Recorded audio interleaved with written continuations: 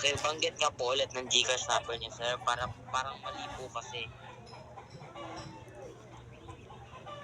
09 09 9, 46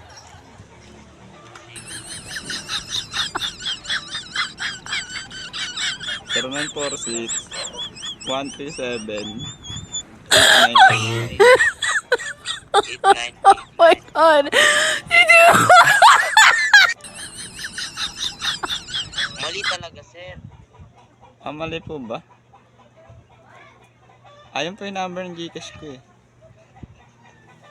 I-type nyo na lang po. I-type nyo lang po. Sige po.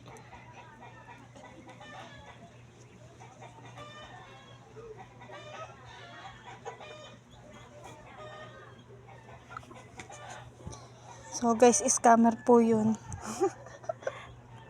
Mamaya tatawag po ulit yun. Ayan, pinapa-send niya yung cellphone number 1 ng GCash. So yung binigay namin yung hindi naka-register na GCash number. Ito po yun, Pablo Axel po. Pablo Axel. Yan, scammer po yan. Ito. Yan, screenshot natin. Okay. Maano kasi yung flash eh. Sabi niya mali po talaga, sir.